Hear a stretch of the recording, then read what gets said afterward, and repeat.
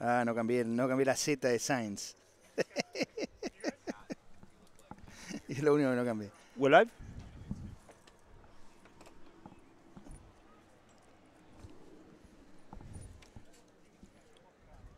Buenas noches.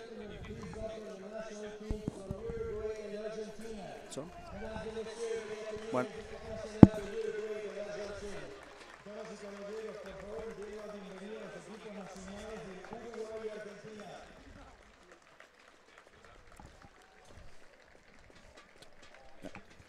Buenas noches, desde acá de Landford, BC, British Columbia, en una muy linda noche. Estamos acá para ver el partido de los Jaguars, Argentina Jaguars contra Uruguay. Mi nombre es Ángel Cividanes, voy a estar relatando el partido desde acá, desde el estadio.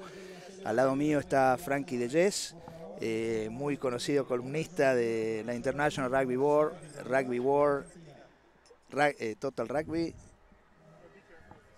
Vamos a escuchar los himnos.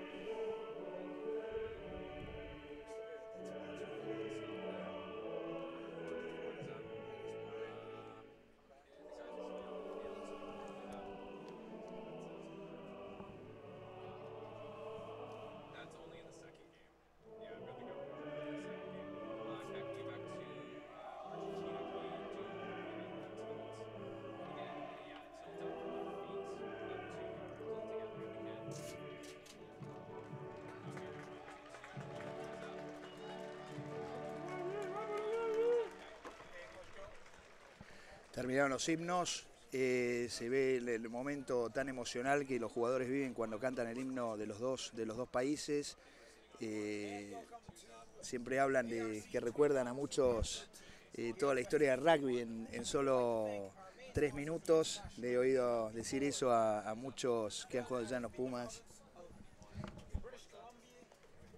Sí, buenas noches Ángel, buenas noches a todos los que están sumándose a esta transmisión por internet que se está generando acá desde Langford, British Columbia. Segunda fecha del Américas Rugby Championship que organiza el IRB. Ya está por empezar.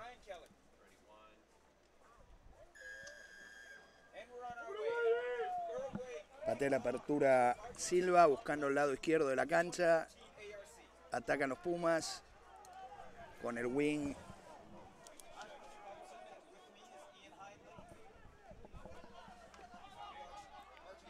Siguen atacando los Jaguares ahora por el medio de la cancha con los forwards. Abren hacia el lado izquierdo, buscan el pie, tratando de ganar terreno. Fullback Mieres, con solvencia patea la pelota. Los Pumas ahora contraatacan.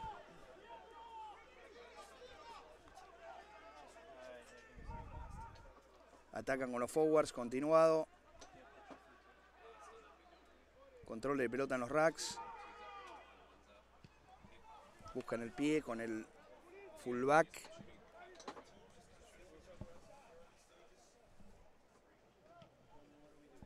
Bueno, como vemos acá, arranca el partido, parece box, round de estudio, va bien en la pelota, nadie está arriesgando nada, están jugando con el pie a ver quién se equivoca primero.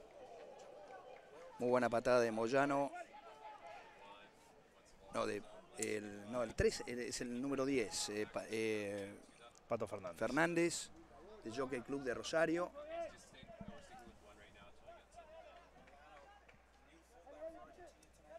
Fullback busca dentro de la 22 para patear. Ataca Silva. Con control de pelota, sale medio desordenado. No estaba el medio scrum. Penal para los uruguayos. Offside en el rack. Marcada por el referee Asmus. Esto, como veníamos diciendo, se están estudiando y a ver quién cometía el primer error. El primer error fue de Argentina. No encontró el touch Ramiro Moyano. Después la pelota queda libre, pero había un jugador en offside. Así que 0-0 van a tener los uruguayos la primera oportunidad de sumar puntos en esta nuevamente segunda fecha del Américas Rugby Championship que organiza el International Rugby Board. La distancia es un largo kick el que va a tener que patear el apertura Silva sobre el lado derecho. El ángulo quizás no es el mejor, sobre todo para un jugador que patea con la derecha. Sí, hay que tener en cuenta que la cancha no es de las más grandes, de hecho de ancho es bastante angosta y estamos jugando sobre césped artificial. Se va por el lado izquierdo del palo izquierdo. Sí, acá hay que tener en cuenta que si desde casi las 45 yardas quedó cerca, va a haber que estar cuidadoso con dar penales en una zona donde ellos puedan sumar puntos. Buscan al fondo los Jaguars. Nocón del número 9. Indarte, que debuta hoy en el campeonato. Muy buena agarrada por Bertranú. Controlan la pelota en el rack. Van a jugar, me parece, con los forwards. La levanta el número 3. No, el número 7. Fidel Lamy. Tercera línea de banco Rugby Club de Cuyo, de la Unión de Cuyo. Juegan muy bien los uruguayos por el lado izquierdo después de obtener el turnover. Penal que marca el referee Chris Asmus. Offside en el rack, quizás fue una retención de pelota. No se ve bien la serie, vos que viste. Sí, las señales de que habían impedido la salida de la pelota. Mano en el rack. Quedó la duda acá de esta pelota que se le cayó al mediocampo Agustín Indarte si no había sido Nocón, pero la última palabra la tiene siempre el referí. Vamos a ver cómo funciona el auto de Argentina, siempre es es un área complicada para los equipos argentinos. Creo que funcionó muy mal el partido pasado contra los Estados Unidos, realmente fue bastante impreciso, mucho movimiento y poca coordinación con los saltadores. Ahora buscan una pelota simple al segundo jugador, segundo saltador en el line out. Vuelven continuado con los forwards, creo que entró el wing del lado derecho, Facundo Barrea. Juegan ahora con el fullback Ramiro Moyano, control de pelota en el rack, vuelven a atacar. Ahora atacan con el número 8, Pasquini, jugador de la Tablada de Córdoba. Buscan a los forwards nuevamente, tratan de atacar a varios metros de las formaciones, pero siguen con el continuado. Número 11, Tuculet. Hace una descarga en Tejerizo, que busca el rack, controla la pelota. Argentina, nuevamente ahora abre. Juega para el lado derecho, tratan de estrechar la defensa uruguaya. Y parece que fue el jugador Facundo Barrea que fue sacado afuera. Y acá no sé. El número 14. Sí, bueno, por lo menos esta vez los Pumas trataron de generar continuidad y después, una vez que creyeron que ya estaban los espacios, buscar hacia afuera. Arrancó primero con una pequeña media luna y después la defensa uruguaya obviamente cerró el camino, pero un buen ataque del equipo de los Jaguares. Creo que juntaron muy buenas marcas con los forwards, ahora atacan nuevamente con el... Creo que era uno de los forwards que no estaba dentro del line out. Controlan la pelota en el rack nuevamente, el 10 juega con el 7. Creo que es Lamy. Tocó la pelota ahí. Ahora Fernández en la apertura trata de buscar el hueco en la defensa. Atacan con el 12 nuevamente, con Capielo. Avanzan metros con los forwards. Mal control de la pelota, pierde una gran oportunidad Argentina. Hay un knock-on, el referí marca knock-on, es el primer knock-on. Vamos a ver, sí, vamos a ver el primer scrum del partido. Habíamos hablado del line out, bueno, todo arrancó de una pelota robada, así que eso está bueno.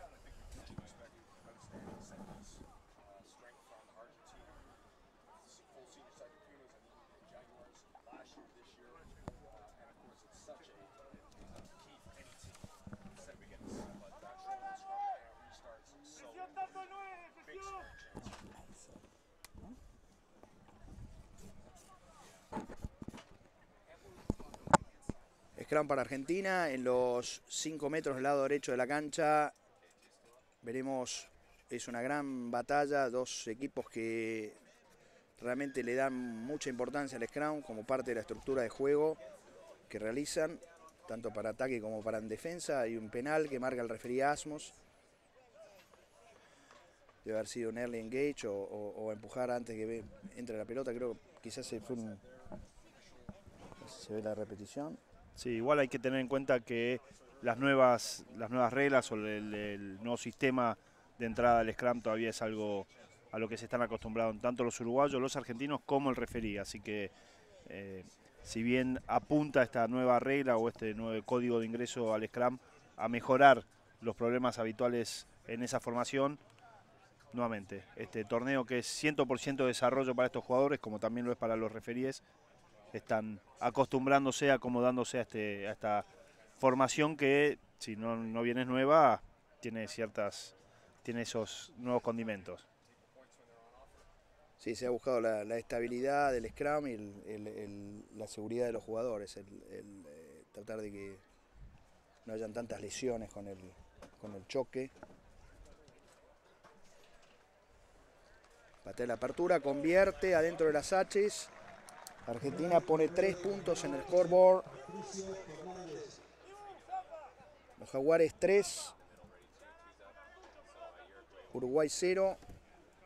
Penal convertido por el apertura Fernández, del jockey de Rosario. ¿Qué me podés decir de Fernández? Creo que me habías hecho unos comentarios antes del partido. Sí, es uno de los jugadores jóvenes que más prometen. Este año con los Pumitas menores de 20. Le queda un año más para jugar en esta categoría y bueno, este tipo de partidos le vienen muy bien para empezar a afianzarse, a cobrar, a tener más experiencia y nuevamente a demostrar todo lo que de él se espera. De la salida de mitad de cancha, Uruguay pateó al fondo, el Win Isaac la recibió con solvencia y pateó ganando 2 metros, poniendo la pelota en la mitad de la cancha. Ahora es un line out para Uruguay.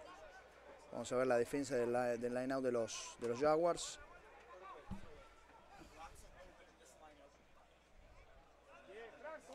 Buena pelota obtiene Uruguay, que trata de chocar, de salir con los forwards con el pilar Rombis.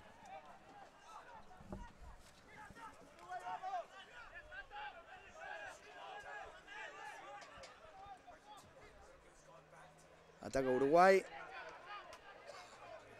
Trata de ganar algunos metros. Argentina está muy bien plantada en defensa. Ahí vemos tackle muy abajo del jugador. Creo que es Jambi. No se ve bien el número. Vuelve a taclear. Muy buena la estructura defensiva de Argentina.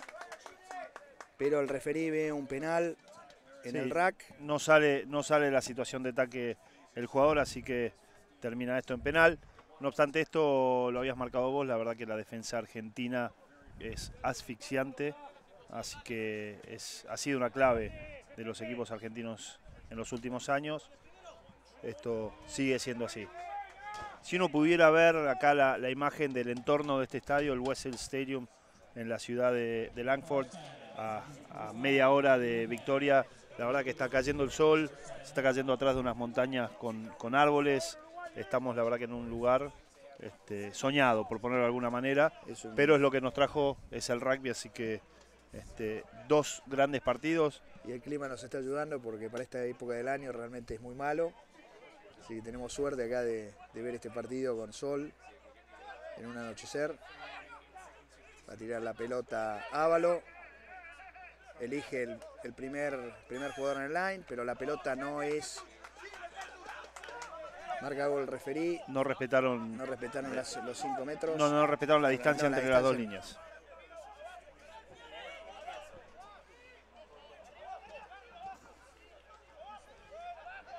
Ataca con el 8, la mana. Buscan la penetración por el centro Uruguay, pero es detenido por una férrea defensa argentina, que es realmente asfixiante. Le sacan los espacios a los jugadores uruguayos. Vemos ahí que retroceden, ya han retrocedido unos 8 o 10 metros desde que empezó el ataque desde el line out. Realmente no pueden avanzar. Y vas a ver que en líneas habituales, en líneas generales, siempre va a haber 2 tacleadores por cada portador de pelota, lo que hace dificulta no solo el avance del jugador, sino también la pérdida de contacto y la salida de la pelota. Número 1, Echeverría. Controla la pelota sale rápido, ahora juegan con Silva, tratan de jugar con el 14. Martínez. Controlan la pelota en el rack nuevamente los uruguayos, tackle muy fuerte, tackle sobre el medio scrum, que pierde la pelota, el control de la pelota. Los uruguayos logran mantener el control, pero van para atrás. Si vemos desde dónde arrancaron los uruguayos, un line out, ya están 30 metros atrás de la defensa argentina realmente. Y la pelota la recuperó Argentina. Muy buena defensa. Igual vamos a ver también que Uruguay defiende con mucho coraje, defiende también con bastante orden, lo que va a hacer que 2 equipos defensivos acá van a tratar de buscar distintas ventajas. Pero, nuevamente, lo que sucede cuando estás defendiendo todo el tiempo, o en este caso Uruguay, que no pudo avanzar y terminó 25 o 30 yardas atrás, es que perdieron la paciencia y en la primera situación de contacto, en la segunda situación de contacto, el tacleador no se separó de la situación de tackle y entonces termina en penal que Patricio Fernández patea el touch. Y toma una buena ventaja poniendo el line out en las 22 metros dentro del campo uruguayo. Sí, a los 15 minutos la verdad que el triunfo parcial de los Jaguares 3-0 no marca superioridad ni realmente es pura justicia. La verdad que no ha habido grandes diferencias entre los dos equipos. Pelota al fondo que va por arriba, no la logran obtener. Ahora Uruguay contraataca, corto con los forwards.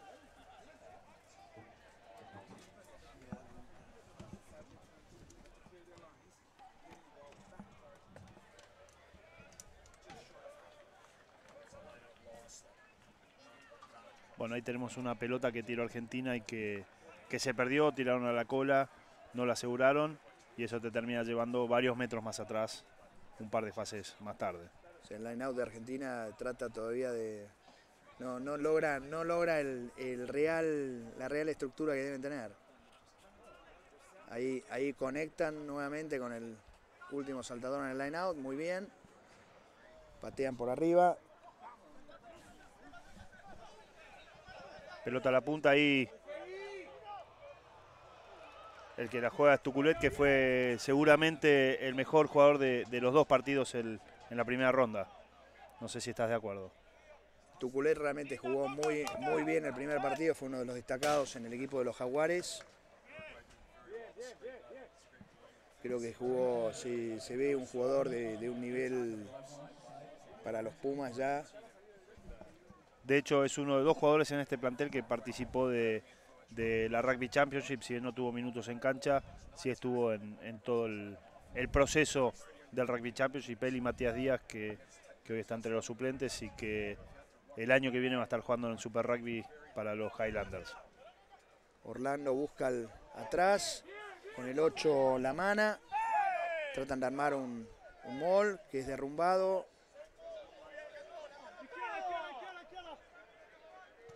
Ahora patea al cajón, por arriba, el medio scrum. Indarte. Pelota muy bien muy recuperada por los Pumas en la... Tratan de jugar a jugar.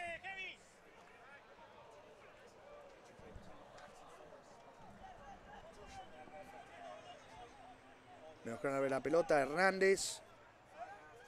Fernández es el 7. El 7 de gran actividad, Lamy, de Banco Rugby Club de Cuyo. Realmente nunca lo había visto jugar a este jugador, 1,89 m, 103 kilos. El jugador Lamy realmente de una gran actividad. Cada vez que abren la pelota los Jaguars, está en casi todos los ataques. Como buena al abierto. Buena al abierto. Bien realmente. Encima del juego. Realmente me ha impresionado mucho. Ahí para destacar la pelota que había ganado en el aire Bertranú, que acá toma la pelota y la juega con Moyano. Muy buen tackle de los uruguayos en esa corrida de Moyano.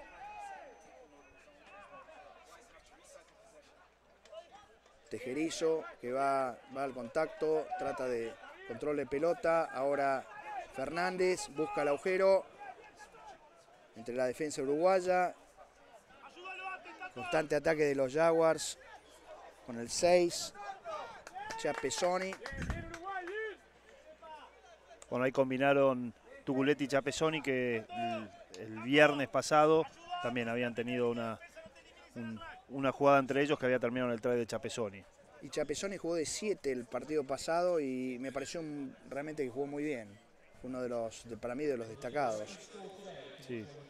Acá se está viendo que tiene mucha actividad el número 9, está llegando a todas y está tratando de darle velocidad y ritmo al partido. Sí, creo que el juego de Bertranú es muy dinámico, muy buena distribución de pelota. Bertranú, hijo de Miguel Bertranú, el ex Puma de los fines de los 80s y principios de los 90s. Número 8 o 6. Tercera línea.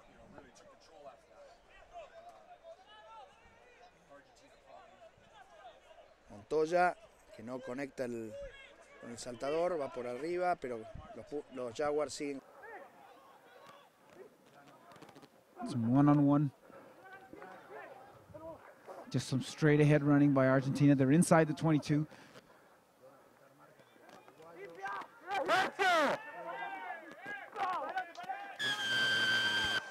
And I think that was just inevitable, that build up there from Argentina. Tackler not releasing. Again, watching the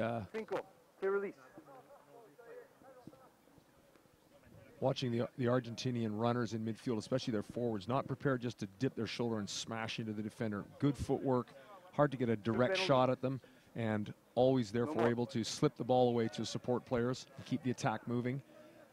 Winning that yard after contact battle, allowing them to produce the ball much more quickly than Uruguay can in similar circumstances. What I've noticed so far is the Argentina, although they are moving the ball from side to side, their attack seems to be fairly flat after first phase. So it's necessitating the ball carrier to do that footwork and find the seams in the defense, because his support is so shallow. He's definitely got to go forward if they're going to win the subsequent rucks. Well, I think too that the quality attack, you've got to be up flat in the face of the defense.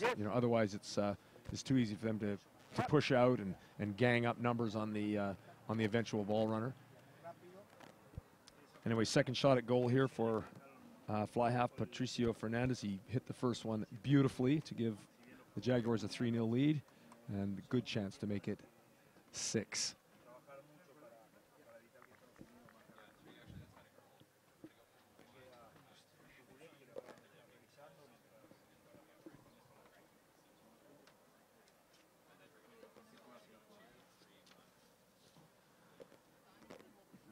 Argentina obviously has already qualified for the 2015 World Cup. Automatic qualifier from a couple of years ago in New Zealand.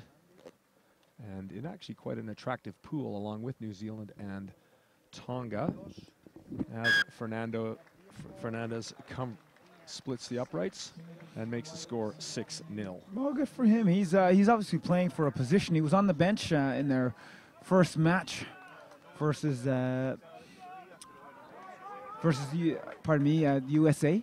So now he's got his opportunity for a start, and he's really putting his hand up to say, I want to be involved in that final match against Canada. Well, I think that for all 4 teams, that virtually every player will get a start in the first 2 matches, and then they'll make the picks for the final games on Saturday the 19th. And Uruguay in possession at their own 40. And to me, really, despite the low return, this is what they really have to do, is keep possession. Every time they kick the ball away, it's just a few phases before Argentina's brought it right back down the field. Well, I think too that with Uruguay is that they were similarly for the first quarter on the back foot against Canada, couldn't get much go forward, couldn't get much play together, and then all of a sudden things just turned, and all of a sudden they got some quicker ball, some front foot ball, and really put some nice play together. After the kick. We'll see if that'll definitely come true tonight. No, didn't find touch. Inside, Argentina kicking for the sideline, and they found it. And the quick throw-in is gone. So good enterprise by Uruguay. Again, I think this is what they have to do, which is keep possession of the ball and keep asking questions of the defense. They've got numbers on the left if they use them.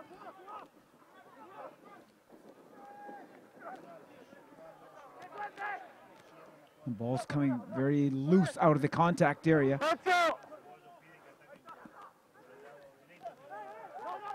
And Argentina, their captain, Tukale, you'll see him on the left wing come into your picture. He's actually limping quite badly. No, not bad enough to pick that up, but he's not long for the field, I don't think. As Argentina now in possession.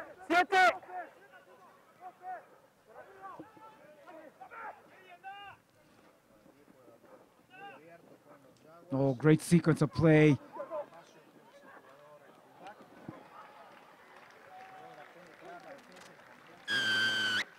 That was a fullback, Moyano. Moyano underneath the post for Argentina. Well, we certainly saw lots of good and bad there, and of course the whole thing began when Uruguay, from a very good position, missed a very straightforward penalty kick to touch. A basic error. And Argentina returned the kick, and then we had a subsequent turnover off the counterattack, and fullback Moyano strolling in after a lovely build-up. Slightly worrying, however, for the Jaguars is the looks like a right calf injury for left winger captain Joaquim Tuchelet, and that'll need to be monitored carefully, because obviously on Saturday, in what's looking like will be the final, Argentina will be looking probably 2-0 after this game. That you know, we will want him available for the Canada match. Oh, I think he's crucial to their fortunes moving forward. As we watch the kick by Fernandez, and it's good. So that's another 7 points to Argentina. And it just shows how quickly fortunes can shift. What should have been a Uruguay lineout in the Argentina 22 is suddenly ball scrambling around back in the Uruguayan third. They try to run a ball from an unpromising position and get turned over, and very quickly Argentina on the counterattack to score. Well, the Uruguay kicks off and they trail 13 points to 0. Argentina just losing their captain recently. He's been replaced by Javier Rojas. Number 23 now will be on your left wing for Argentina. And with a bit of a cushion, they're trying to use the ball a little bit more, Argentina, and they go great fend. Fullback's been having a very strong game, Moyano. Constant problem at the breakdown. An excellent piece of defensive work by the Uruguay number 5, Santiago Villaseca. The Uruguay number 5, the lock, after the tackle made, coming in and jackling the ball, forcing the turnover. And again, sort of an ominous half break by the Jaguars was nipped out, and really important now for Uruguay to stabilize, just to get a score, get a bit of confidence, get heads back up, because they're absorbing a bit of a battering at the moment.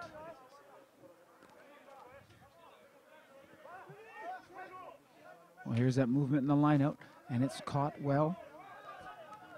So trying to give Argentina a little bit of their own medicine in terms of the driving maul is Uruguay. And as the ball is split away by Echeverria, unfortunately loses the ball in contact just as they enter the 22. So those tiny errors that have been a hallmark of the game so far for Uruguay creeping in again. Well, Uruguay did some excellent driving work on Friday night against Canada, and that was another good example there. Got the initial shunt on, sheared off as a group, and as Argentina desperately tried to scramble back to cover the base, the ball's lost forward. Crouch. Fine. Set. Yes, 9. Ooh, very even. Lots of parity in that scrum until that second shove comes on from the Argentinians. And the ball is loose. Oh, and a charge down kick. Now you see the referee said it was 22 meters. So what he's saying, with the charge down, it was the Uruguayan's player who's put the ball over the goal line. That's why it's not a 5-meter scrum to Uruguay. Yeah, the Argentinian kicker was in goal, but the ball cleared the goal line before being blocked back into in goal, and then touchdown there for the 22. One of those little tiny bounces can go either way. Well, quick and decisive call by referee Asmus, so well done to him.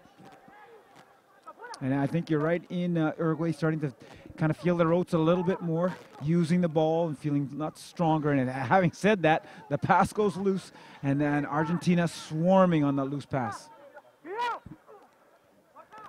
Use it! I think the viewers can watch that just at virtually every tackle situation, Argentina has one tackler, one player in competing, and the other 13 players on their feet, and so it's almost an unbreakable defensive wall.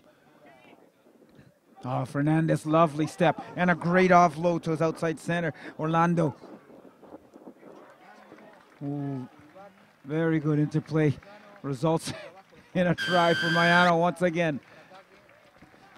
And again, we've got, you know, the difference there is that the Argentinian players are passing before contact, or they're able to slip the ball out of contact before a ruck forms.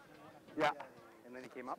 And got players running through into holes, into broken space, and then once they're in behind the defense, it's almost impossible for Uruguay to get a stop. And wow, 20-0 after this convert that's coming up, with still 9 minutes to go in the first half. And it'll be interesting to see if Argentina are able to, you know, completely step on the gas for the whole 80 minutes, or will they back off? But there's good footwork, good offload, pass before contact as we look at the replay. 2-on-1, back inside, perfectly delivered, good support lines. Try time. It is so so pretty to watch as we just missed the conversion attempt, which is successful from Fernandez. And I think you can just tell, I mean, Uruguay, you know, invested an enormous amount of energy in the game against Canada on Friday, and you know, the significant size difference, weight, power that Argentina hold in this game is really starting to make itself evident. Yes, they're big, powerful men, this Argentinian side, and they keep shifting the ball around, making you work in every tackle in every contact area. And here they go again, running the ball out of their 22. And watch how quickly this ball and cleanly this ball is recycled. And they're off again. That's just fantastic play from the Argentinians. Quick recycled ball. Unfortunately, a knock on. That's a small error. That's been a feature in the Uruguayan game that's now creeped into the Argentinian side. But just in the build up to the break, to the line break there, just the Argentinian ball carrier, just a little bit of footwork, just to freeze the defender, and then played his teammate into the hole. Very short pass, and Uruguay, you know, admittedly looking, you know, falling off some tackles at the moment. Anyway, if they can just Crouch. Bind. Set. Yes, 9. Free kick for feeding the ball. So Argentina quickly away. Oh, and a great cover tackle by the Uruguayan scrum half Indarte.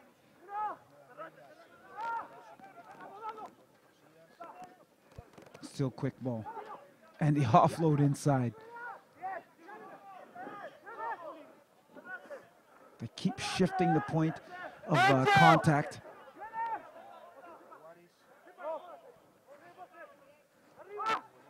Ball a little bit slow that time.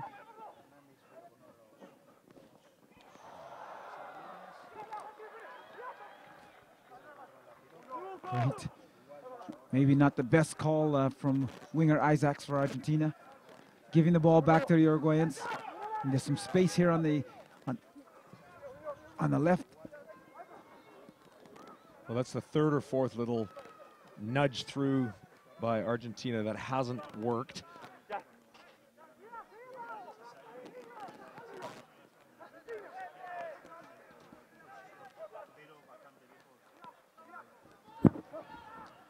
Uruguay really trying to absorb all this pressure, and of course they've spilled it.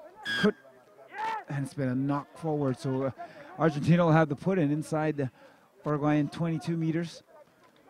One thing you'll notice with the Uruguayan defense, it's that, you know, obviously fatigue is a factor. You know, they've lost a lot of their line speed from the start of the game, and they're up much more slowly than Argentina and drifting out, and so they're easy to attack in terms of, you know, big, strong runners.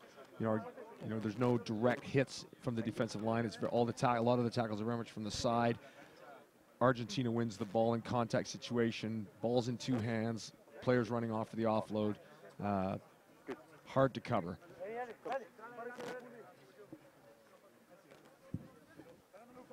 And we have to that Andres Villaseca and Joaquin Prada, the midfield for Uruguay, did a ton of tackling on Friday night, and obviously both on the bench tonight. Well, scrum is loose. Possession is being contested, and Uruguay will get the put into this scrum. Referee deems unplayable. Untidy scrum, and Uruguay unlucky not to snaffle that ball at the base as it popped out. Have to do it all again. I think they did quite a bit just to get the loose head prop up in that last scrum to force the turnover. Looks like Uruguay's going for a substitution. And as we speak of Joaquim Prada, in he comes. Penalty and a conversion against Canada on Friday, and it's a ton of big tackles in the midfield. And it looks like he's in at the he's gone to fly half with fly half. Rodrigo Silva pushing out to fullback. And Martinez has been replaced.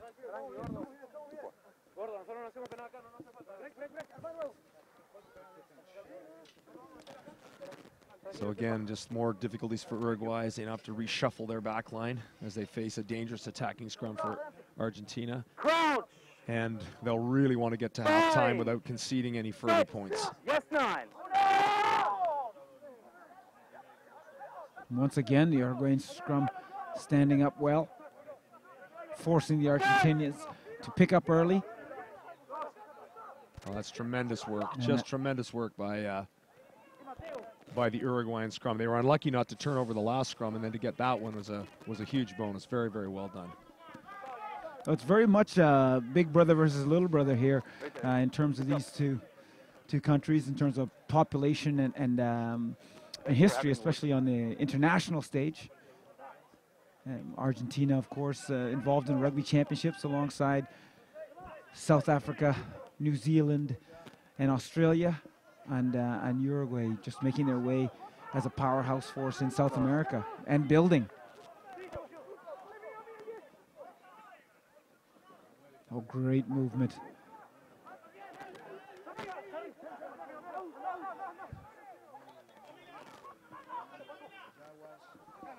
There's a stiff tackle from Uruguay. We just need to keep an eye on the Uruguayan line speed. They just have to get in and deny the Jaguars space. A little better job there. Definitely some energy in their defensive alignment, and as you mentioned, Ian, some good line speed and communication shut down those three Argentinian attacks. Yeah. Having said that, had Argentina been able to recycle the ball back to the right, it was probably about a 7-on-3, 7-on-4. So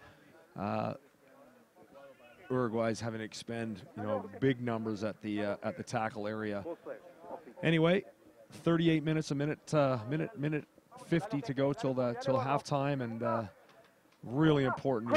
Uruguay right now just get to the halftime, get a break. See if they can restabilize to start the second half. It'd be really tough to give up another score right now. Referee wants that scrum reset. Yep.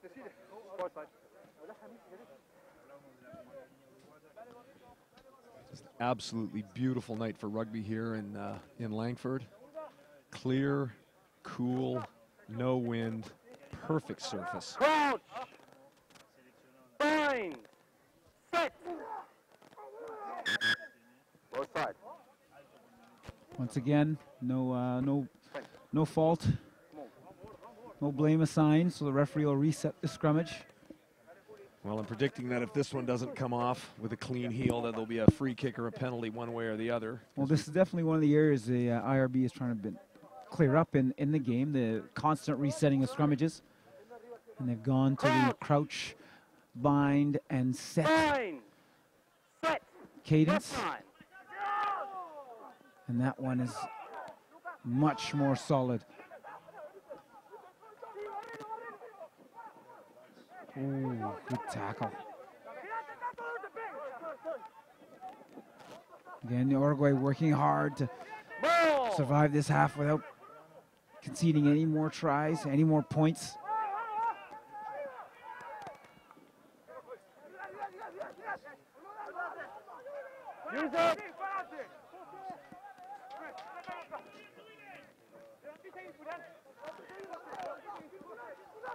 We're looking to isolate the defender.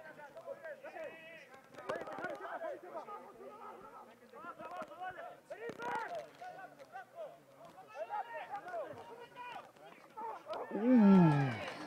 Superb tackle by Agustina Alonso. What commitment. Well, there was just some superb one-on-one tackles there in the Uruguayan defense. We're into added time in the first half. Uruguayan scrumming. Uruguay, fair play, have been scrumming extremely well. They've had Argentina under pressure the last time and took the previous scrum against the head. And you know, perhaps now as we look at extra added time in the first half, that they can win a clean heel, get the ball away, get into the halftime break, and reassess their options. Well, as you mentioned, they did get better as the game went on in their first match, and it looks like they're doing the same tonight.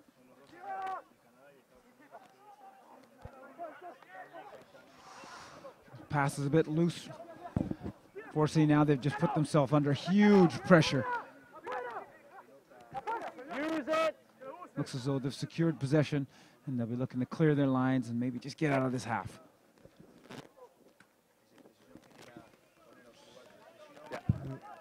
Unfortunately, I think there's going to be one more phase of play.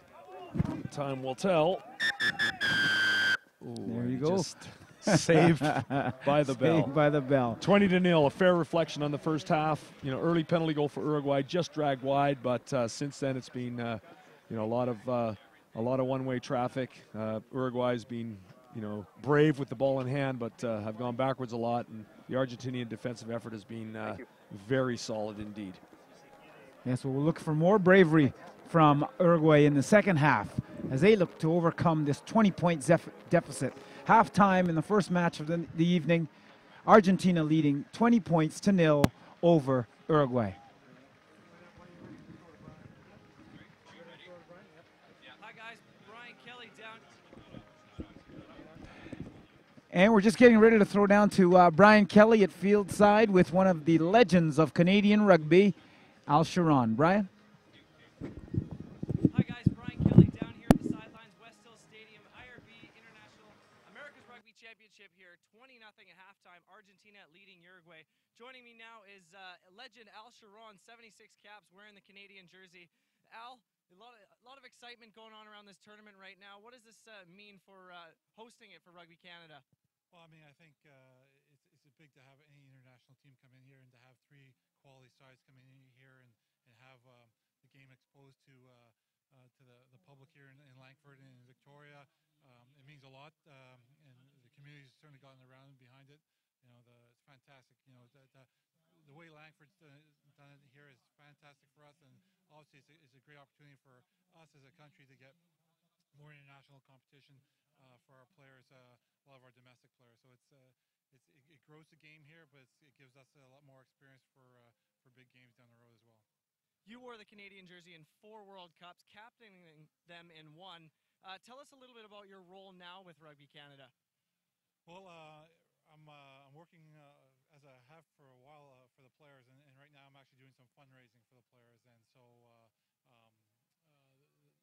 you know, rugby's on the rise in this country, and Rugby Canada is growing unbelievably, but at the same time we do have deficiencies in our funding to look after athletes as best as we can. And what I'm trying to do is raise some money for the players so that they're looked after as best as possible, so that when they take the field, we're getting the best out of them.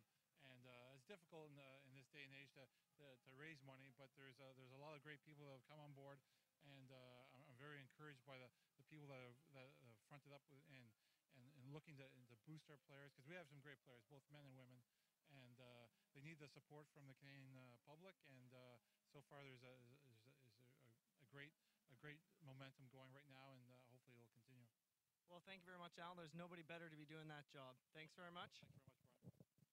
We'll be back in just a few minutes with second half of the first game here on day 2 of the IRB America's Rugby Championship. Argentina leading Uruguay 20-0 here. Next up at 8 o'clock will be Canada against the United States in the North American battle here at West Hill Stadium. Back up to you guys.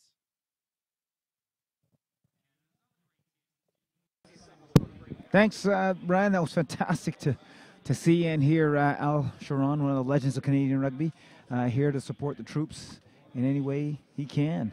Once again, we'd like to thank our tournament sponsors, the International Rugby Board, the City of Victoria, the City of Langford, Canadian Direct Insurance, and the province of British Columbia. We're at halftime here. Argentina leads with a score of 20-0 over Uruguay.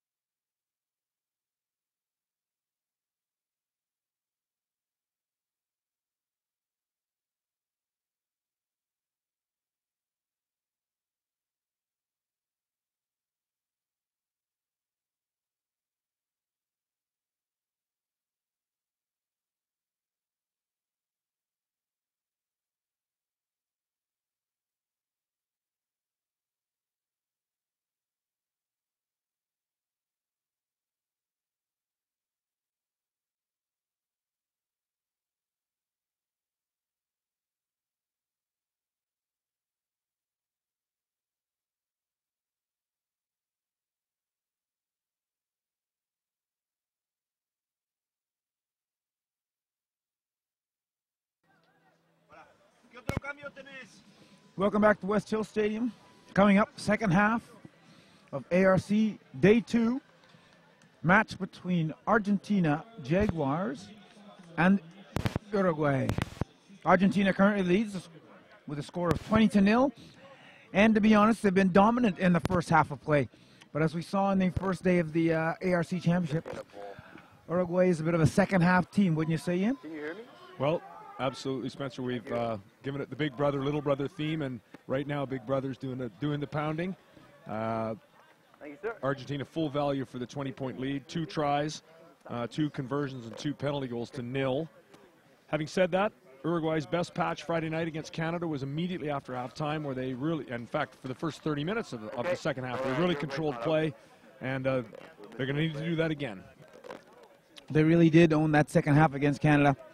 And we're looking at Patricio Fernandez of Argentina as he kicks high into the night sky, gathered cleanly by Uruguay. He's been strong today, Villaseca.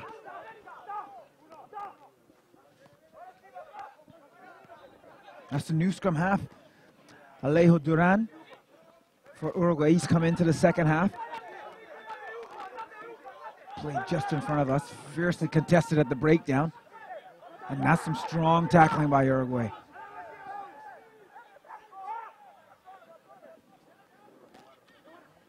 Little stab through from Argentina, gathered nicely by the open side Vasco. Uruguay with numbers to the left.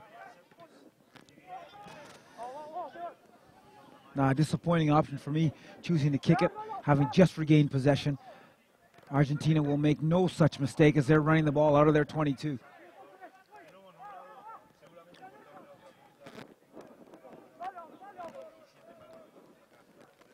Gathered cleanly by Uruguay. Play is right on halfway and now over. That was good. Uruguay winning the kick exchange there.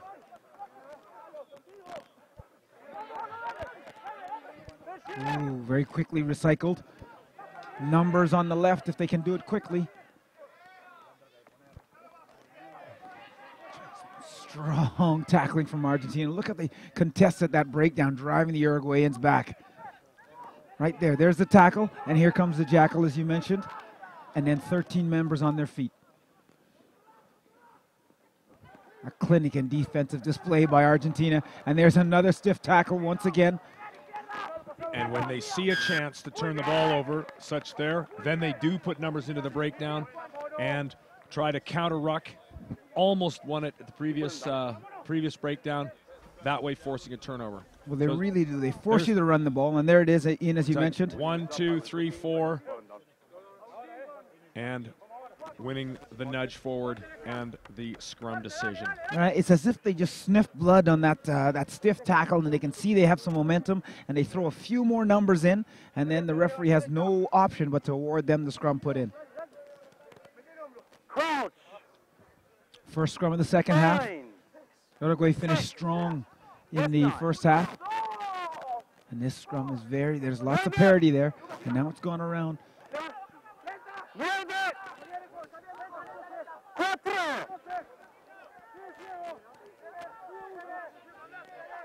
It's very good scrum work by Uruguay, putting pressure. Coming with their own stiff tackles in the middle of the field, and they've lost it forward. Referee playing advantage. This is becoming a slight area of concern for Argentina. That's the last 3 or 4 scrums have been a little bit wobbly, and Uruguay's putting some good pressure on. They've turned over 1, taken it against the head, and they've had the Argentinian scrum under pressure the last 3 times, and a good result. Able to come off the defensive line quickly and pressure up hard. Often it's easier, Ian, wouldn't you say, or maybe you can correct me, to scrum when you don't have the put in. So Uruguay's had some success with Argentina putting the ball into the scrum. See how they do on their own put in. Referee playing advantage for the blindside flanker of Argentina off early. Chiapaseni.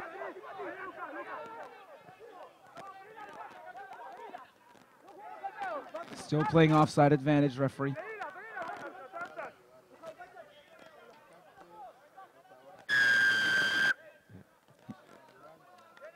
Good scrum, Argentina back row breaking off early. And again, it's always a tricky one for the referee wanting to play maximum advantage. Uruguay was absorbing a lot of physical contact as they tried to scrape something away, and probably a couple of phases earlier they might have enjoyed that same kick. But always such a fine line for the referee, and fair play. Chris has had some of his a good number of his advantages come off very nicely tonight. Yeah, he's been fairly consistent with his advantage play and all his calls in the game, which is all that players really can ask for. And now we just, I think it's going to be hard for Argentina to really, they're going to have to be very disciplined to keep the hammer down this whole half. Well, once again, we see lots of movement in the Uruguayan line out. The ball went loose. I thought the referee might have missed a knock-on against the Argentinian scrum half. In any case, Uruguay with possession. And taking up nicely. Pass is loose, unfortunately.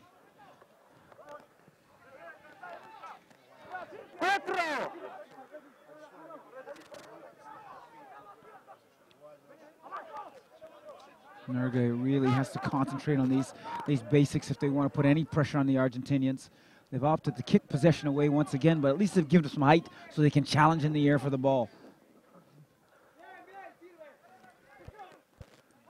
And they've been able to regain possession, so good work by the Uruguayans. If they have to kick, at least give themselves a chance to win possession once again. That's a tight head Rombus, who's taking it for Rambling Rombus. And now they can string these passes together. Oh, unfortunately gone forward. Well, clean. If he just took his eye off the ball for a second to have a look at the defense coming up and spilled it forward. Yeah, tremendous little charge up there from Juan Rombus, the Uruguayan tight head prop number 3. Really getting some good go forward. And as a result, quick ball. And unfortunately, the pass spilled. Well, it's so important for players at any level, but particularly this level, to concentrate on job number 1. And the first thing is catch before you pass. So keep your eyes on the ball. You're going to get hit regardless, especially if the timing is there by the defender. So the best thing you can do for your team is make sure you secure possession. Watch for the push and then wheel from Argentina, going up on the loose head side as they have previously. There they go. Yep, there's a loose head up. Referee says play on, no. And Argentina, oh, that's lovely handling. Oh, the chip is fantastic from the right winger. Isaac, gathered inside the 22 by Uruguay. This is immense pressure.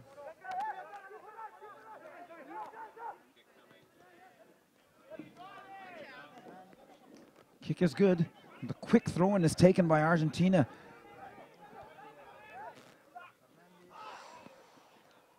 Oh, a little bit loose with that play. Knocked out.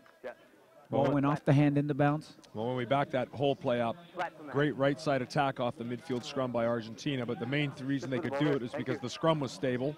Lovely little loop around by the 9. Great chip ahead, and Joaquin Prada for Uruguay doing ever so well to get back and covering the chip kick through, and Uruguay able to clear their lines. And overall a pretty promising start to the half for the Terros. This is their captain, the Terros captain Avalo at hooker, throwing it in. He's gone long. Beautiful throw. Oh, that's better play from Uruguay. String the passes together.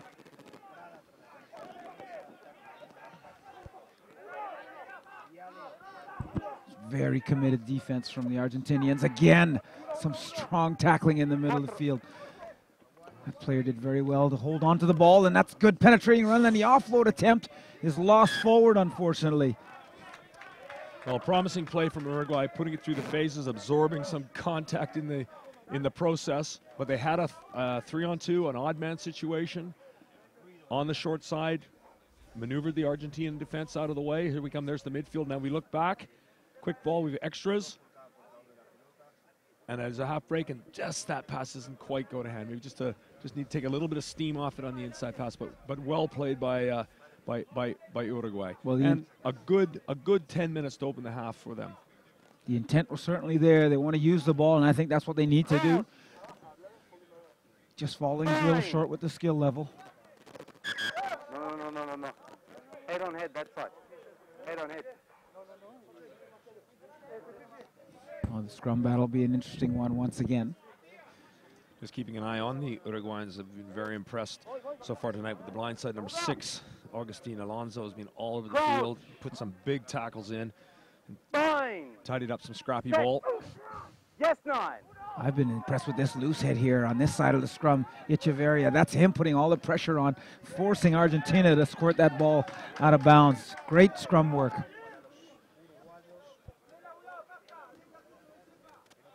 Ball scrambled into touch, and Uruguay will have the throw into the line out. All result of the strong scrum work. You know, terrific work by Lucet Echeverria. And again, see what Uruguay can do here in the line-out. They've gone to the back quite successfully. Halfback stepping in as a lifter, very nicely done. There's the line-out drive going. A bit of the sheer away. That's good. They're starting to suck some of the Argentinian defense in. Advantage. Referee playing advantage. I've seen some offside play. Oh, and that's good use of the advantage. That pass needed to go. Oh, and the advantage has been called over, and Uruguay has stepped out of bounds. We'll have a line out over there. Well, almost the referee's worst nightmare. Good advantage played by Asmus, and you got the clean line break, which then doesn't come off. As we watch here, beautiful pass and a beautiful line by the Uruguayan number 12. Inside center, Rodrigo de Pezos. But unfortunately, the subsequent play going astray. That's always the way, isn't it? As soon as the referee says advantage over, that's when play usually breaks down for the attacking team. Yeah. And Uruguay, as they did against Canada, having some success with driving the back line-out ball. Argentina's contesting, and it's becoming an effective go-forward mechanism for Uruguay. And they're growing, it's impressive. They seem to have found another gear from halftime. And well, unfortunately, a little bit loose with that passing. Did such a hurry to get wide on some chances that they put the ball down. But Argentina has committed the same sin, so we're playing a knock-on advantage for Uruguay for the knock-on. And again, Alonso. Advantage is over. The Uruguayan number 6 doing so well to keep the ball alive for Uruguay.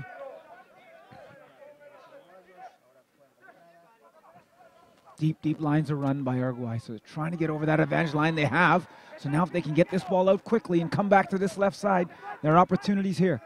Use it. Ball slightly slowed down, all legally. Some confusion. There's our man so far, the blind side Alonso.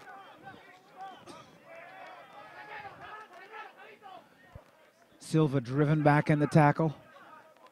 Ball's loose. Play on. Ref says play on. Well, tremendous bit of vision by Prado. Just didn't quite chip through. Moyano at fullback takes a sensible option and kicks for touch. And again, some really good play from Uruguay. Just maybe lacking just that one final pass or just a bit of power to absolutely clean break, but playing with the ball, backing themselves. And of course, they're building, they're developing their game. They've been so much better than they were here last year in terms of the ball in hand. And auguring well for, they're probably not going to win this game, but I think they're putting themselves in a good position for their game Saturday against the USA. Ball over the top.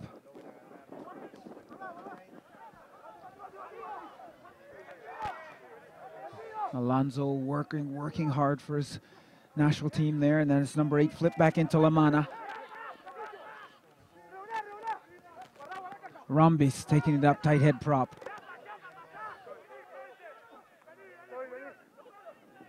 Back to the open side. And we'll remember Friday that the USA actually had some good success in the second half against Argentina as Argentina fanned out defensively. The U.S. Eagles went to a pick-and-go game, driving close around the fringes and made some headway. Maybe that's something that, even though they're undersized, maybe something Uruguay could consider. Well, I think it would definitely be plan B for them, but you're right, Ian. You've got to test the defense, and I think certainly as the U.S. showed in the first day of competition that was the way to test the Argentinian defense, was the pick-and-go play up the middle. So that flying defense in the middle of the Argentinian back line.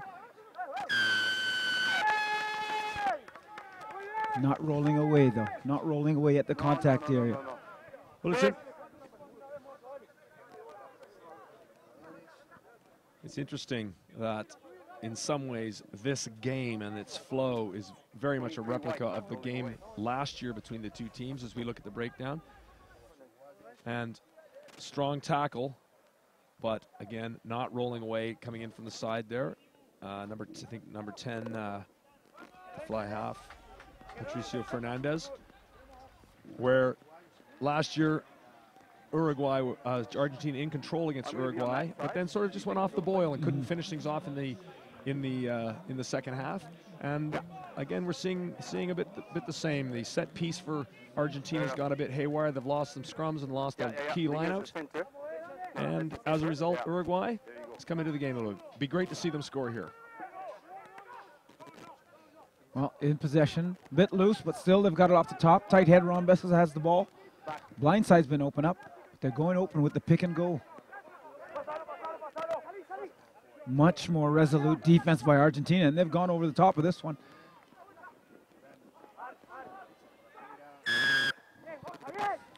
Always a poor option inside the 22, Ian, as far as I'm concerned, the kicking the ball. Yeah, in the defense of Duran, the number 9, not a very good ball from the ruck. He was under a lot of pressure, but certainly the ball well marked by Argentina, but nonetheless, another counterattack chance here for Uruguay.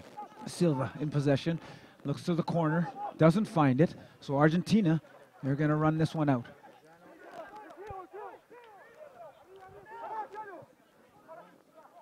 With both second rows combining in the middle of the field and breaking the tackle. Now look for the offload out of this tackle. There it is. Argentina really have been masters of keeping the ball alive.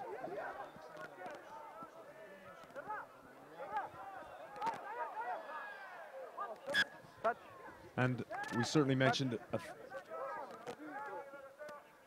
theme on Friday night when Uruguay played the USA, that so you look at the replay and the ball away and a nice, good strong running by the Argentina locks. They combine nicely. And just the offload out of the tackles. I mean, it's pretty to watch, isn't it? They just keep that ball alive. Well, they've, in the last, internationally in the World Cups, they've got a deserved reputation for outstanding defensive play. Certainly the new theme is that, the coaching staff, and with Graham Henry, the New Zealand coach who's been in as an advisor, with the rugby, telling the players, back yourself in attack the way you back yourself in defense. That's the next step up if they wish to close the gap with the top 3 or 4 teams in the world.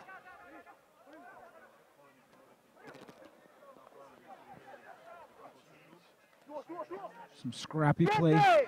Good hunger shown by the Argentinians.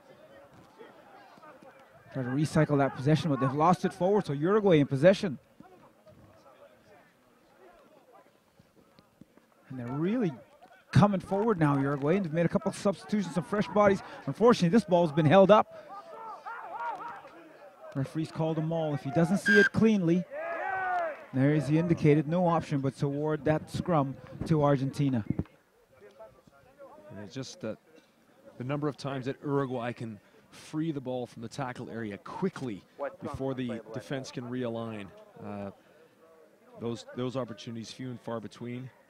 And again, it's a combination of good technique by Argentina, but also just, their bigger size and power of a good big man having the advantage over the good little man. Yes, I've been the good little man in that equation several times, so I know how that works out. A good big one always beats a good little one.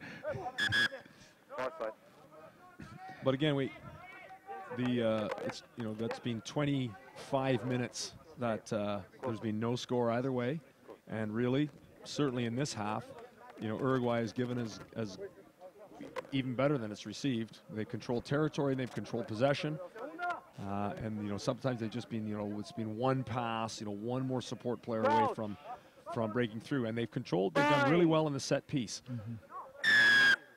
You almost did benefit from playing the second half first almost. But there goes Argentina. The scrum penalty awarded. Free kick for not engaging immediately. But Uruguay's been able to turn that to their advantage. A little sniping run by the replacement scrum half. And a knock forward. So Argentina will have to put into the scrum. Yeah, nice work at replacement Juan de Freitas for Uruguay in snaffling the ball at the last breakdown. And I think Uruguay's Argentina, has just gone just a little bit off the boil. Got their 20 points. Job done in a way for the game. Looking ahead now, the final's going to be on Saturday, and maybe against Canada, who could also be 2-0.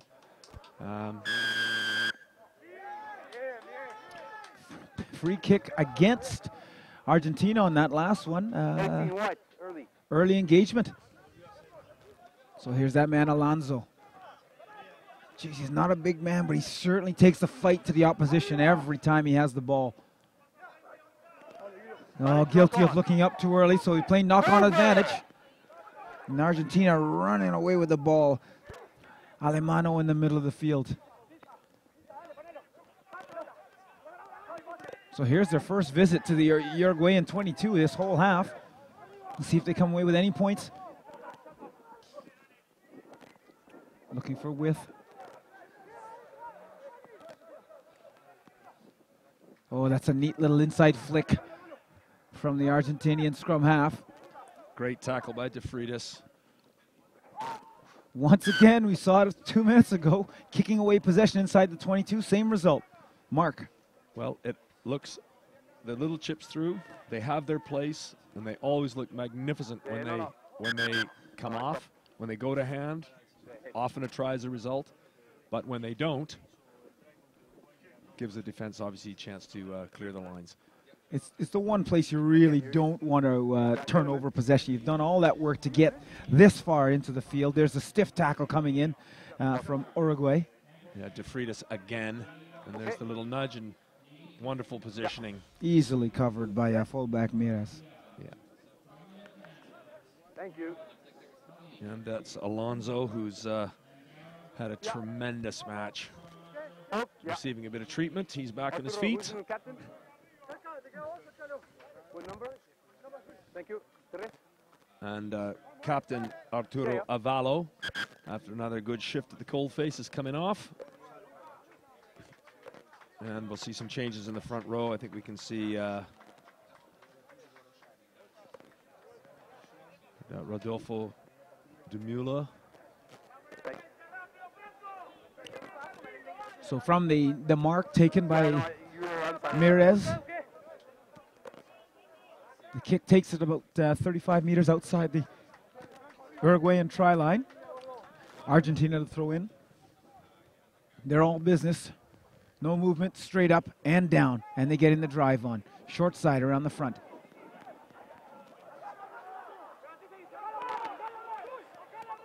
Quick possession. Just a pick and go. They're inside now. Now some width. Very wide on the right-hand side here, the winger. Alonso again in the middle of that Uruguayan defense. Stiff tackles. Very good defense by Uruguay.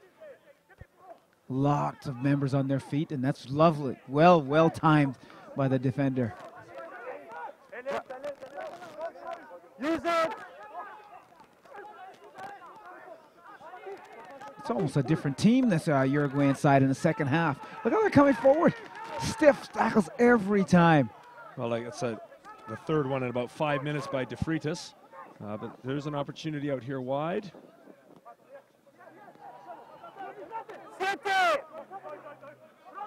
Well scrambled by Uruguay. slowed possession down enough so they can regroup. And here comes the stiff tackles once again. Argentina having to do a lot more work to recycle this ball.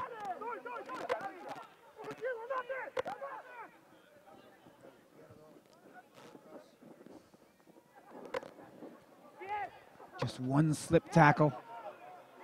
And this really adds the pressure now onto Uruguay.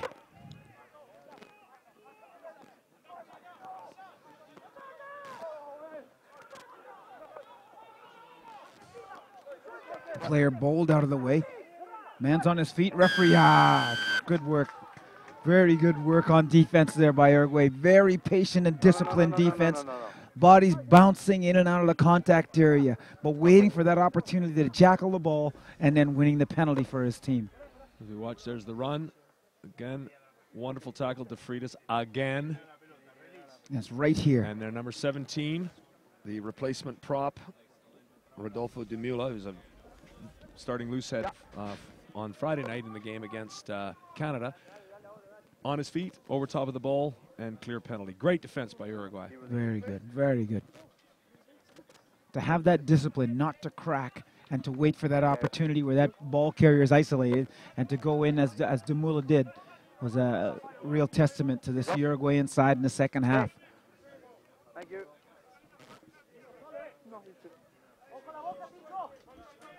Astiara got to throw in for Uruguay. Again with the movement to the front. And Ian, why so much movement in the Uruguayan lineout? I think they just feel they can't win the straight jumping contest.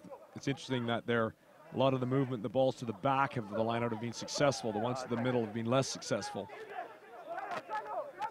And that one there was lost. And from a set piece, it's back on defense.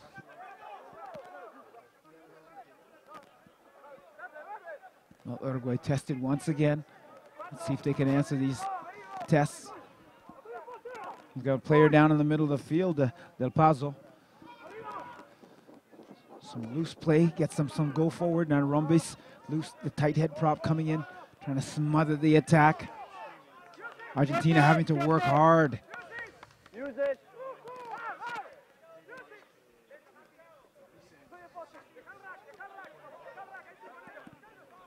Oh, going forward and offloading.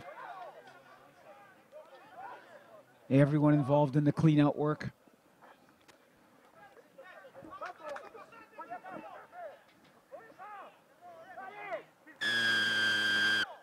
Oh, again, good work.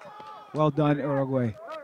So almost carbon copy of that last sequence of defensive work by Uruguay. They forced Argentina into a position where the ball carrier is isolated once again, challenge for the ball, leaving the referee no option but to award the penalty. And there they are, a series of stiff tackles. I think that's the Rodrigo de Pazo took a heavy clatter and still getting attention on the far side of the field. And it looks like number 21, Andres Villaseca, again, who was very influential Friday night against Canada, has come into outside center. Has come into inside center as De Pazo moves off. Tremendous defensive work again by Uruguay. Great pride. Oh, line out regathered. Scrum half just losing the sight of the ball there for a second.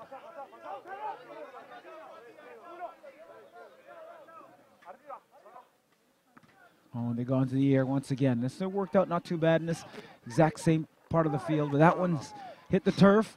The bounce is very good for Uruguay. So Argentina still out under pressure, but wiggling out. Good tackle by the tight head rummies.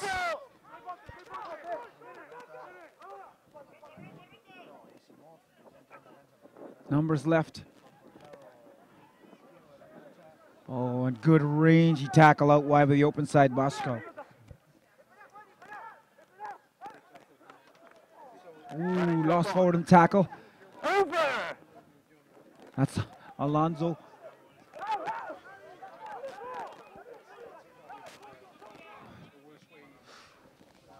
Oh, will they stay in bounds? gone into the end zone. Man chasing, unsighted. Oh, what a chase. Well, that was exciting because that ball, the Argentinian player covering, let it run through to the dead ball line. It just got to the back of the in goal, which means the ball comes all the way back for a scrum.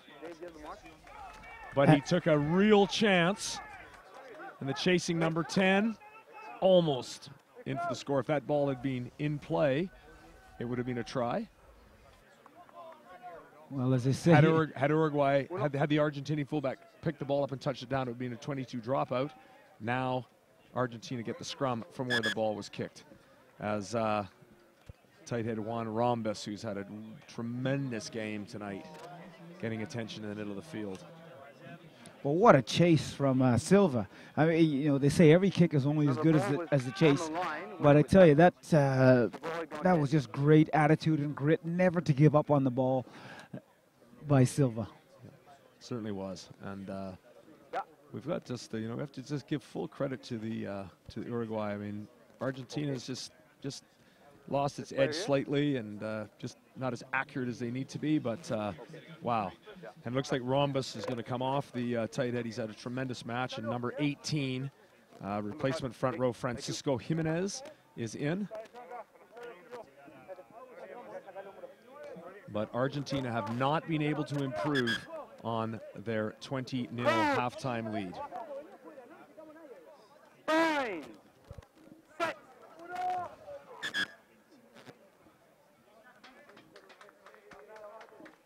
Okay, right? Yeah. Scrum being reset. They're moving on blind as well.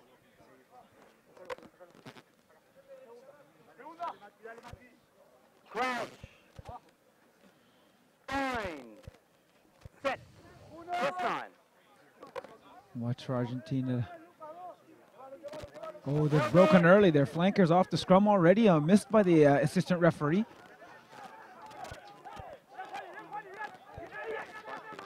No. So all that foraging there by the Uruguayans has just slowed possession down a little bit. And their cover defense has been very strong as well. Yeah, good drift defense there by Uruguay, outnumbered but pushed across. Short side is open here for Argentina. Numbers. Good scrambling defense.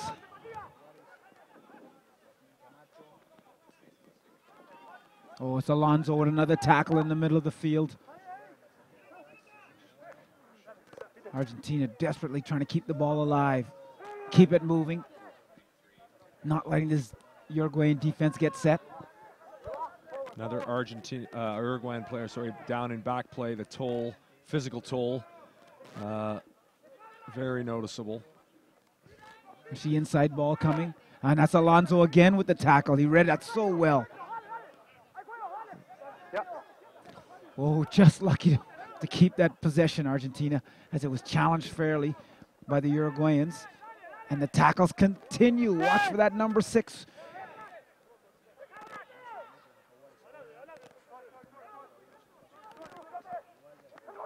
Oh, and the defense is breached. Very difficult to recover from that. And we must say there was a little bit of sense of an inevitability about that. Uruguay having kept their line clean for over half an hour. Finally the line break, and with Argentina in behind the defense, as we look at the build up here, the pass, the step, and there's the missed tackle, and through, and a good step, good backing up, pass before contact, good support lines, and the fly half. Well, it is, Ian, as you said, it did have a bit of an air of inevitability, but you do have to take your hats off to this Uruguayan side. As you mentioned, 33 minutes to hold Argentina scoreless and to have many scoring chances themselves, I think really is a testament to their grit to come out in that second half and just to put it all on the line. I'm been very impressed by how they've look tonight. Yeah, I have to agree. And you know, at halftime, I would have thought you know, 5 points in 35 minutes. There's no way they were holding Argentina to just that. And again, it augurs well because for Uruguay, the big game in this competition is on Saturday against the USA. It's not the full test sides for both countries, but it's a psychological marker for the April 2014 World Cup home and home qualifiers. And I tell you what, from what I've seen at this tournament so far, knowing they've got 8 professional players in Europe to come back to the team, it will not be a foregone conclusion that the USA is going to advance as Americas too. Opening game is in Montevideo in April, and it'll be no place for the faint of heart that night. Well, Fernandez is successful with the conversion of his own try. So that takes Argentina to a score of 27-0 over Uruguay. And here's the chip over the top once again. The bounce is kind this time, but the regather is not. So a knock forward, and Uruguay will have the put into the scrum just inside the Argentinian half. Several attempts at this short kicks over the top or the stab through by Argentina, pardon me. None of them really going to hand. Although that one was very close. That Yes. almost came to hand, and there was a player on the inside for the offload. Let's see if we can get a consolation try for a score of some sort for Uruguay. That would be well-deserved. Oh, well-deserved indeed. There's the first part, over the gain line.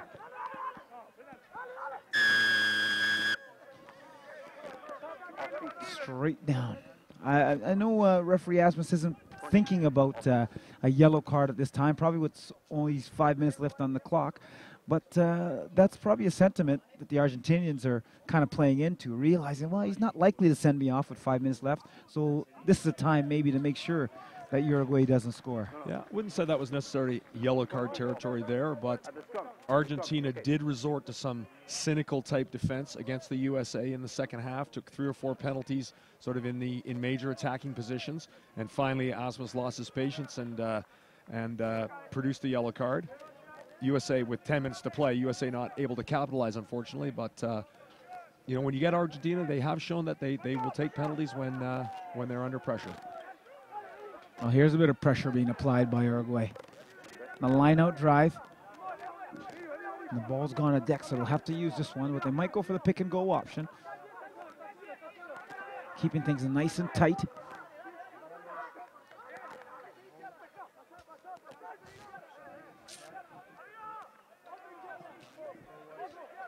Uruguay just taking that straight ahead route, trying to get on the board. And again, this is where the Eagles had some success Friday night against Argentina. In tight. Forced to add some width onto the ball, and they've lost possession.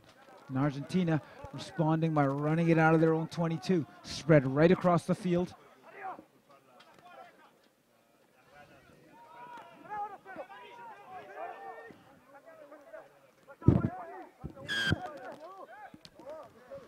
Referee saying unplayable. Unplayable. He's going to give the scrum to Argentina just under their own posts. Bit unlucky there for Uruguay as they series of pick and goes in the right corner, and then they finally moved the ball and had a offload chance. Almost went to hand, but not to be.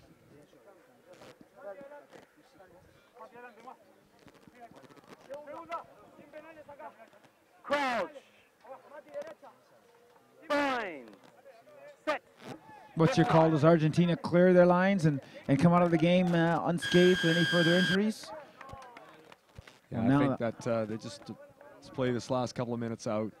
It's a job done, I guess. You know, in one sense, they'd probably be a bit surprised given their early control that as it stands now, there would be no bonus point. So that might be something that they're thinking about. They need a 4th try to secure the bonus point. But they know that they're 2-0 and into the final Saturday.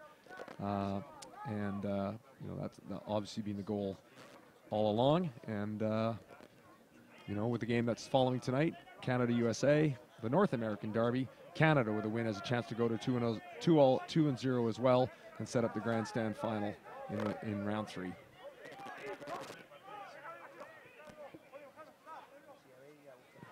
Well, Argentina off the top. 2 minutes left. Still looking for more points, more width in the game.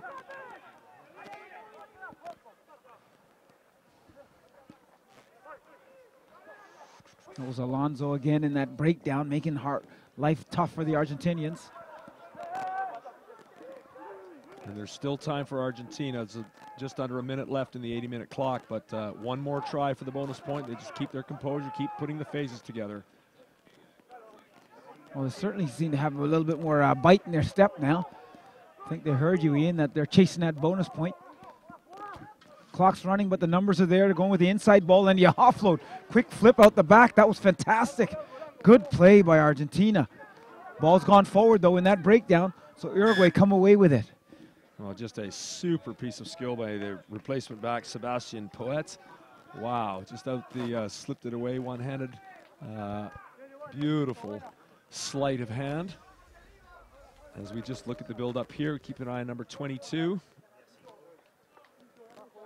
And there it is right there, just out of the back of the left hand. Lovely ball. Oh, wonderful skill. And just knowing your teammate will be there to run onto the ball as well. And again, just banging away at the theme of Argentina's ability to play out of the contact situation before the tackle turns into a ruck. That's where the line breaks happen, certainly against big physical and well-organized defenses. Well, Ian, I got to put the pressure on you again right now. I'm looking for a man of the match, in your opinion. Take a look down your team sheet. Oh, I've got it in my mind. It's for Uruguay, no question. Number 6, the flanker. Agustin Alonso, he's been everywhere tonight. Huge tackle count. And for Argentina, the fly half, Patricio Fernandez. So far, a try, 2 penalties, and 3 conversions for a personal haul of 17 points. Well, I couldn't agree with you more. Both those players really acquitting themselves here. And I think, you know, Alonso and Fernandez both be looking at tournament 15s. Should that be awarded? Oh, and there's the blitz defense that wasn't picked up. Almost intercept try. Referee's playing a knock-on advantage for Uruguay. It might be a penalty advantage. It might be an offside advantage. Advantage is over. It's over, so I'm guessing it was a knock-on advantage. And Uruguay still looking to...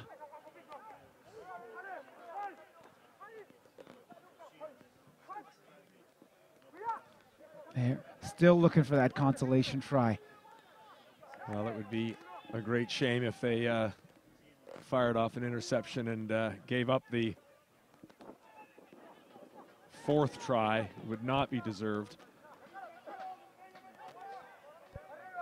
And in added time, it could be oh, there, Ian, you said it. Knock-on advantage. And here goes Argentina for that bonus point try. And it's scored. Argentina, 4 tries in the match. Gifted that last one. It's okay. It's okay. Well, I'm sure that's going to be the final whistle. So it's going to be almost certainly backing Fernandez to convert this try. 34-0 in 4 tries. That's tough on as we look at the breakdown. There's the turnover, and good footwork in the spin. Just manages to get the ball down, and the despairing tackle of Rodolfo de Mula. And so Argentina will be taking another bonus point win away from the competition. Again, not conceding a try. So certainly some pluses. Lost their way a little bit in the second half, but certainly showing themselves to be the dominant team in the competition so far.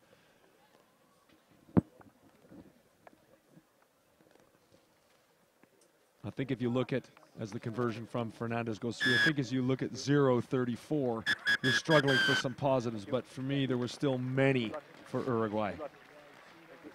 Yeah, well, I couldn't agree with you more. Argentina, the class side of the competition so far, a commanding victory, 34 points to 0 over Uruguay. Mind you, as you mentioned, it took them 33 minutes to get going in the second half to get any points on the board. But they certainly show that they're here and they want to repeat, three-peat.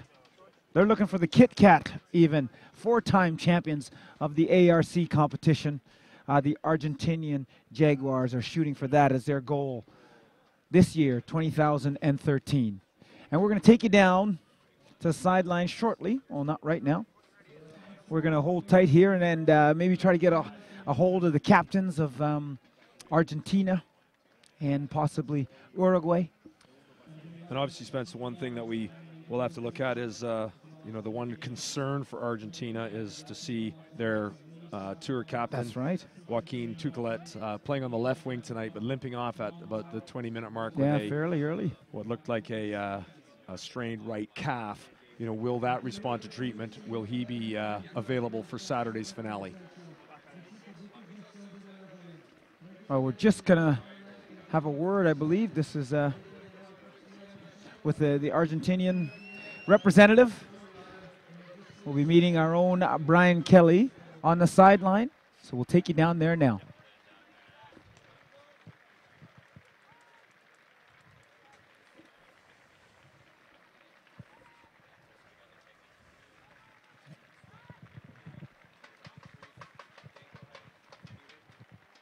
Thanks very much, guys. Joining me now, Patricio Fernandez.